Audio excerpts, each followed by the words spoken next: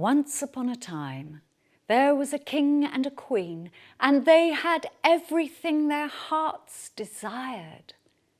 Everything except a child. One night, the queen was sitting in her bath, and a tear dropped from her eye and plipped into the water. And up from between her knees popped a frog. "Ribbit," he said, "why are you so sad?" And the queen looked at the frog and said, "Because I do not have a child." "I'll see what I can do." And he popped back down again. And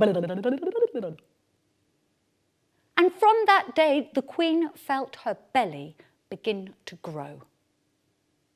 Bigger and bigger and bigger and bigger, until 9 months later,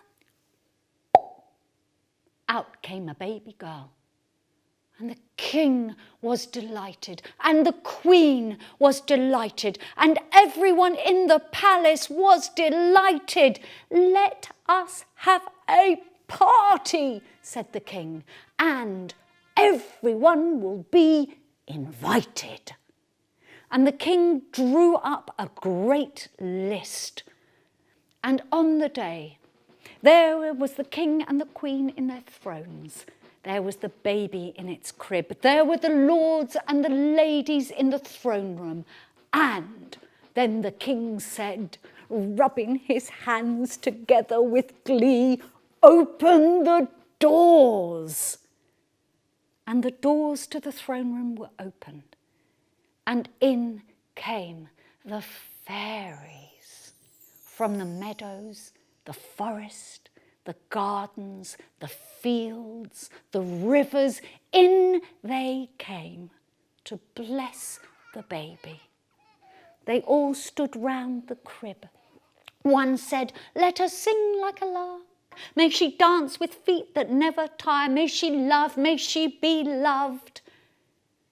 And then before the last fairy could bestow her blessing, there was a clap of thunder, there was a flash of lightning, and into the throne room came the 7th fairy. She was furious. Why was I not invited?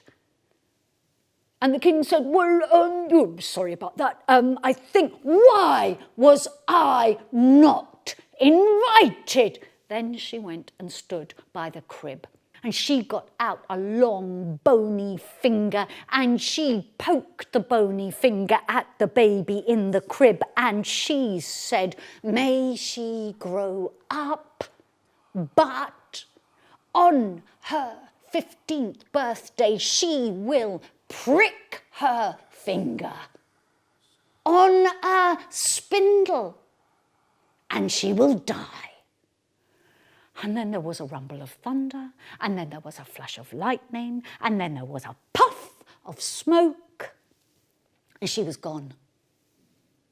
And the king fainted, and the nurse screamed, and the queen clapped her hands together, and she said, "What is to be done?" And then the 6th fairy, who hadn't spoken, said, "I can't undo the curse, but I can say this.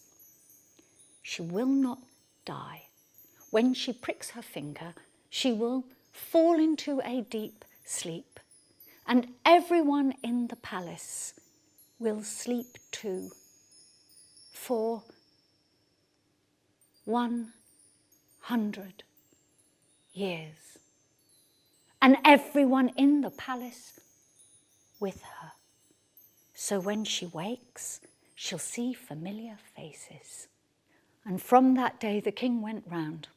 He banished all the spindles, all the spikes in the kingdom, collected up, buried, burnt or thrown away. Even sharp nails were banished. And the years passed.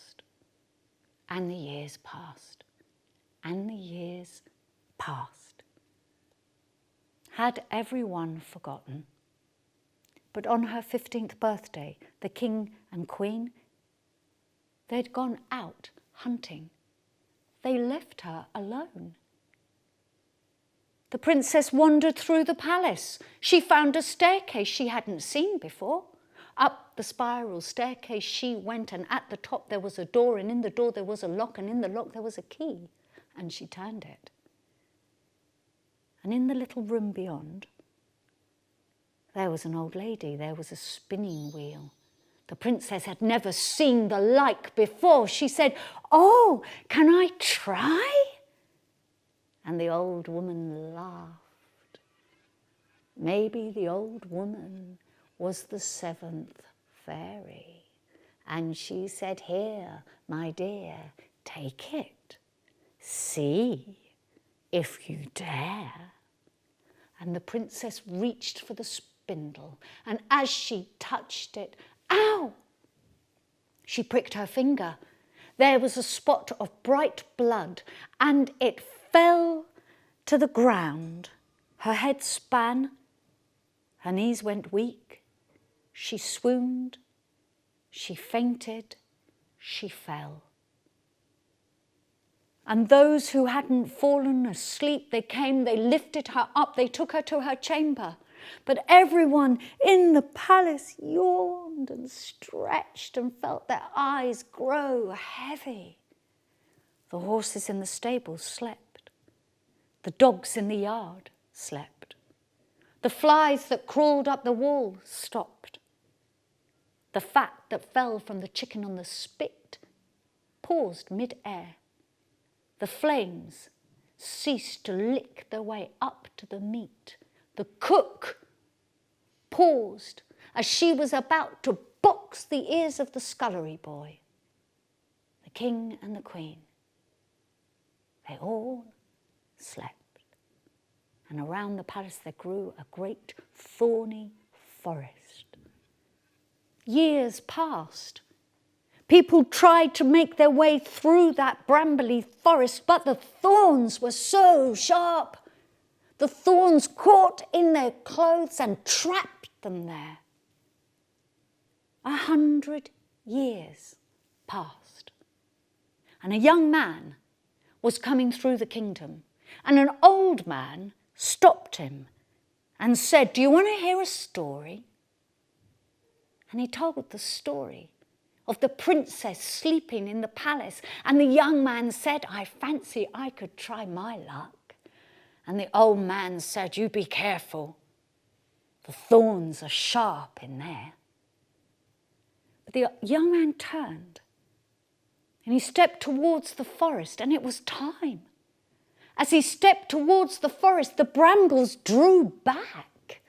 The thorns melted away. Flowers sprung up between the trees. And there was a path, and he followed it. Into the palace, through the palace, straight to the chamber of the sleeping princess. He could see her moving in her dreams. He could see her smile, and he leaned over her. He shook her a little to wake her up, but she didn't wake. And there he looked up, and there was the sixth fairy hovering above. And the sixth fairy said, "Well, how are you going to wake her then?" He said, "Well, just shake her a little bit more, whisper in her ear." "No," said the fairy. And he leaned down over the princess, and the princess spoke in her sleep. "Kiss me," she said. And the young man bent down, put his lips on her soft cheek, and in that instant, wah! She woke up, and everyone in the palace woke up. The horses stamped in the stable, the dogs barked in the yard, the flies crawled up the wall again. The flames began to lick, the meat began to drip, and the cook boxed the ear of the scullery boy. The king and the queen stretched, and they woke up too and looked around. Already there in front of them, there was their daughter, the princess, and there was this strange young man. And the princess said, Do you know what? I think we should have a party. I'll do the guest list. Everyone will be invited. And you remember, don't you? You were there too. Don't you remember you were dancing? You were playing music. You were juggling. You were feasting. You were drinking. We all had a wonderful time. And I know that from that day to this day, everyone in that kingdom, they all lived happily